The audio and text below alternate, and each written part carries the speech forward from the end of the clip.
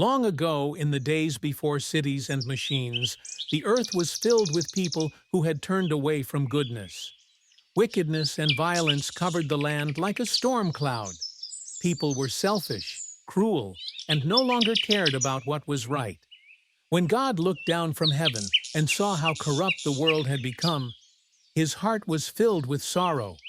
He had created the earth to be beautiful and full of life, but now it was broken. So God made a solemn decision. He would cleanse the world with a great flood. But in the midst of this darkness, there was one man who still followed God. His name was Noah. Noah was honest and faithful. He walked with God, even when no one else did. One day, God spoke to Noah with a voice full of both grief and purpose. He said, "The end of all living things has come. The earth is filled with violence. Build an ark, a great wooden ship.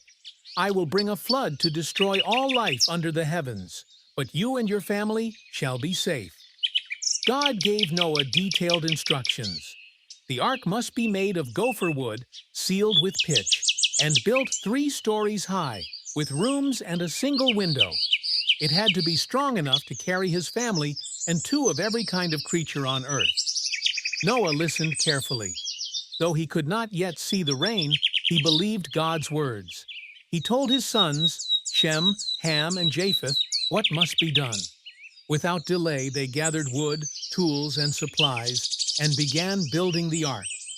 Day by day, under the hot sun and the curious eyes of neighbors, the ark slowly took shape. People laughed and mocked them.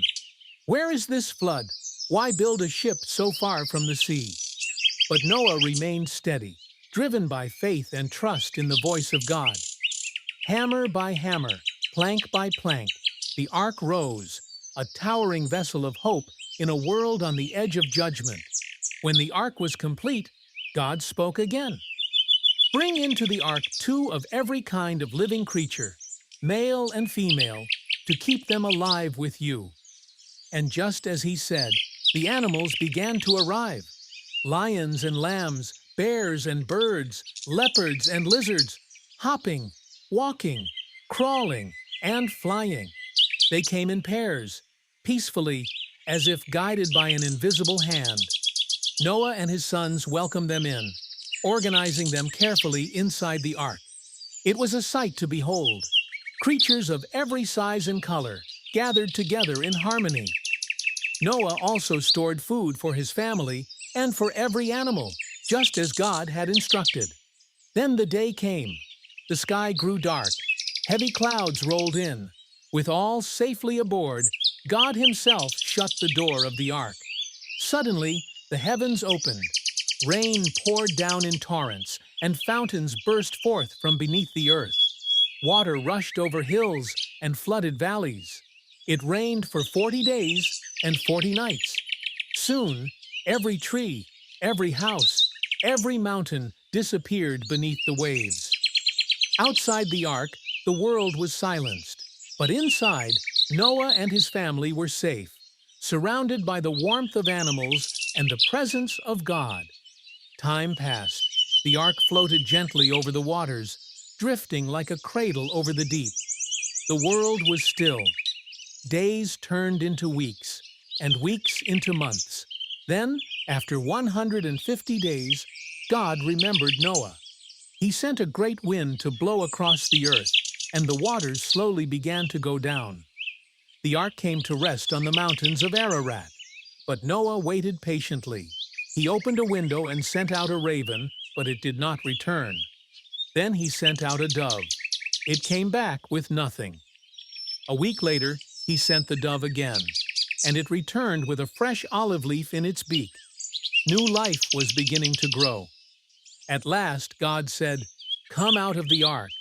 Noah, his family, and all the animals stepped out into a world washed clean, quiet, and fresh.